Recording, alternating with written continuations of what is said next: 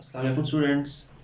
हमने शुरू किया हुआ था चैप्टर नंबर 1 सेकंड ईयर का, और हमने अपने प्रीवियस लेक्चर में मुकम्मल किया था मेल्टिंग एंड बॉइलिंग पॉइंट्स, और उसका ट्रेंड हमने किया था ग्रुप के अंदर और पीरियड में। आज का जो हमारा काम है, आज हमने करना है ऑक्सीडेशन स्टेट। तो सबसे पहले हम देख लेते हैं कि ऑक्सीडेशन स्टेट को हम डिफाइन कैसे करेंगे। तो ऑक्सीडेशन स्टेट्स को हम क्यों डिफाइन करते हैं? Apparent charge on an atom which it carry in a compound.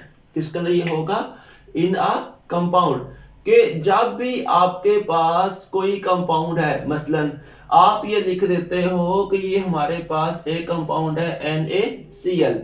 अब NaCl के ऊपर जो हमें चार्ज नजर आएगा, दोनों में, Na के ऊपर और Cl के ऊपर, ठीक होगी बात। हर एटम के ऊपर हमें जो चार्ज नजर आएगा कंपाउंड के अंदर, वो क्या होगा? उसकी ऑक्सीडेशन स्टेट। वो क्या होगा? उसकी ऑक्सीडेशन स्टेट होगा। अब ऑक्सीडेशन स्टेट करने के लिए हम ना डिफरेंट तरह के कंपाउंड्स को स्टडी करते हैं। तो जो हमारे पास कंपाउंड आ जाएंगे, नंबर 1 पे आ जाएगा आयनिक कंपाउंड है, नंबर 2 पे आ जाएगा कोवलेंट कंपाउंड। कौन कौन सा आ जाएगा? आयनिक कंपाउंड और कोवलेंट कंपाउंड। तो हम देखते हैं आयनिक कंपाउंड को।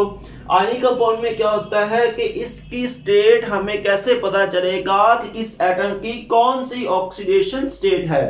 तो इसके लिए हमने करना है नंबर ऑफ इलेक्ट्रॉन्स लॉस्ट और गेन्ड बाय एनी एटम। ठीक होगी बात। आयनिक कंपाउंड में हर आयन के ऊपर वो चार्ज होता है जितने इलेक्ट्रॉन वो लूज करेगा या इलेक्ट्रॉन को गेन करेगा। मसलन हम आयनिक कंपाउंड की बात करते हैं कि इसके अंदर दो तरह की स्पीशी होती हैं। नंबर 1 आ जाएगा कैटाइन, और उसके बाद नंबर 2 पे आ जाएगा एनाइन। कैटाइन की फॉर्मेशन कैसे होती है? By losing electron. ठीक होगी बात। और इसकी फॉर्मेशन होती है जब कोई एटम इलेक्ट्रॉन को गेन करता है। अब जब इलेक्ट्रॉन निकलेगा किसी भी चीज से, तो उसके ऊपर आ जाएगा पॉजिटिव चार्ज, और जब इलेक्ट्रॉन गेन होगा उसके ऊपर कौन सा चार्ज आ जाएगा? नेगेटिव चार्ज आ जाएगा। अब कितने पॉजिटिव चार्ज आएंगे? जितने वो इलेक्ट्रॉन को लूज करेगा। और कितना नेगेटिव चार्ज आएगा? जितने वो इलेक्ट्रॉन को गेन करेगा। ठीक होगी बात। जितने इलेक्ट्रॉन को गेन करेगा उतना उसके ऊपर कौन सा चार्ज आएगा? उतना उसके ऊपर नेगेटिव चार्ज आएगा।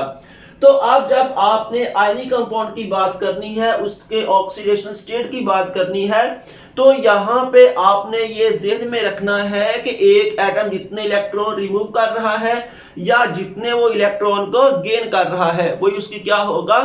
वही उसकी ऑक्सीडेशन स्टेट होगी।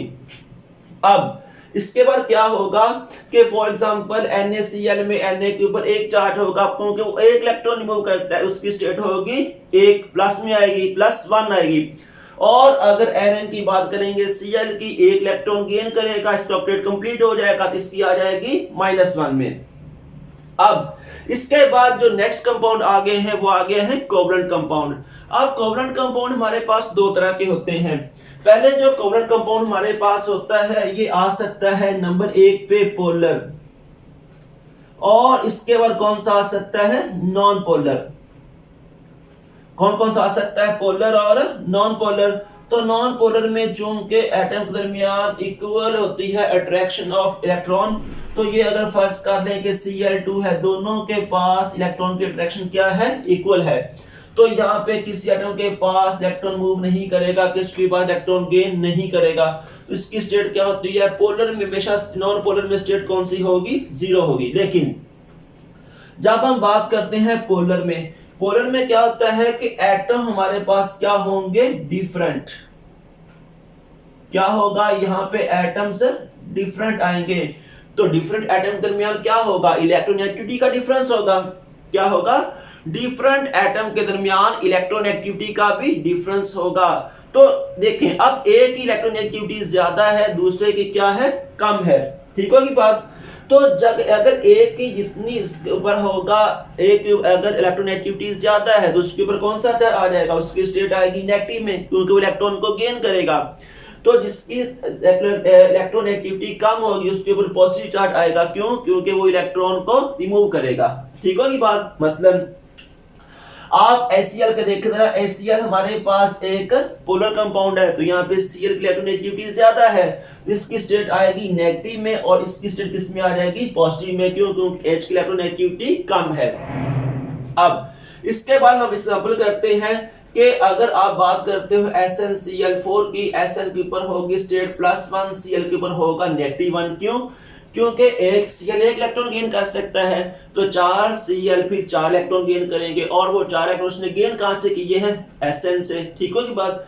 तो 4 Cl के बॉन्ड करने की वजह से Sn 4 इलेक्ट्रॉन रिमूव करेगा, तो उसकी स्टेट +4 में और इसकी स्टेट किसमें होगी, -1 में।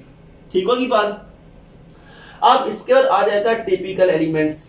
अब टिपिकल एलिमेंट्स में कौन सा आ जाएगा, oxygen state of typical element is equal to its group number. मसलन जब आप ग्रुप नंबर फर्स्ट ए से लेके फोर्थ ए तक की बात करेंगे, उसकी स्टेट किसमें होती है, इक्वल टू देयर ग्रुप्स। मसलन आप देखते हो Na ग्रुप 1A से बिलोंग करता है, इसकी स्टेट होगी +1 में, क्योंकि एक इलेक्ट्रॉन रिमूव करेगा। अब इसके बाद आप देखो मैग्नीशियम को, तो ये क्या करेगा, मैग्नीशियम 2 इलेक्ट्रॉन रिमूव कर सकता है, इसकी स्टेट किसमें होगी, +2 में। इसके अलावा आप देखते हो एल्यूमिनियम की, ये बिलोंग करता है 3rd ए से, इसकी स्टेट कौन सी हो जाएगी, इसकी स्टेट हो जाएगी +3 में। एल्यूमिनियम किसके ऊपर आ जाएगा, +3। ठीक होगी बात? तो ये इस तरह से जब आपने बात करनी है, ये फर्स्ट ए से है, ये वाला सेकंड ए से है, ये वाला 3rd ए से है, तो जब आप ग्रुप नंबर देखोगे आप ये बता दोगे कि फर्स्ट ए से लेके 4th ए तक जो उसकी स्टेट होती है वही उसका क्या होता है, और जो उसका ग्रुप नंबर होगा वही उसकी क्या होगी, ऑक्सीडेशन स्टेट होगी। लेकिन जब आपने 5th ए से मूव करना है, 5th ए, 6th ए, 7th ए, तो वहां पे क्या होगा, oxidation state of some element equal to number of valence electrons. अब यहाँ पे क्या फिर आएगा, उसकी जो जितना उसका ग्रुप नंबर है वही उसकी स्टेट है, लेकिन यहाँ पे जितने उसके पास वैलेंस इलेक्ट्रॉन है वो उसकी स्टेट है। तो यहाँ पे आपने ये याद रखना है कि ये किस वजह से होता है, ड्यू टू इलेक्ट्रोनेगेटिविटी डिफरेंस। किस वजह से ये होगा, इलेक्ट्रोनेगेटिविटी डिफरेंस की वजह से। मसलन आप यहाँ पे देखें जरा, H की है +1, S की है -2। क्यों? क्योंकि यहाँ पे H की इलेक्ट्रोनेगेटिविटी कम है S से। सही होगी बात? तो यहाँ पे S इलेक्ट्रॉन को गेन कर रहा है अपना ऑपरेट कंप्लीट करने के लिए। लेकिन नेक्स्ट एग्जांपल में देखें जरा, तो यहाँ पे H की -2 है। ठीक होगी बात?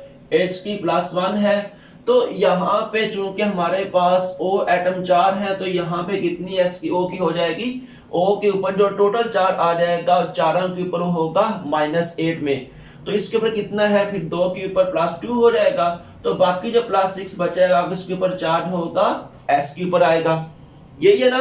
तो जरा आप इस एग्जांपल को देखें जरा, तो यहाँ पे S की माइनस में है, यहाँ पे S की पॉजिटिव में है, तो ये पॉजिटिव में किसी पूरा 6 आई है। क्यों? क्योंकि उसके पास वैलेंस शेल में भी 6 इलेक्ट्रॉन्स हैं, तो उसने अपने साथ हाई इलेक्ट्रोनेगेटिव एलिमेंट के जुड़ने की वजह से क्या किया है, उसने अपने साथ हाई इलेक्ट्रोनेगेटिव एटम जो कि ऑक्सीजन है उसके जुड़ने की वजह से अपने इलेक्ट्रॉन S को रिमूव कर दिए हैं, S को डोनेट कर दिए हैं।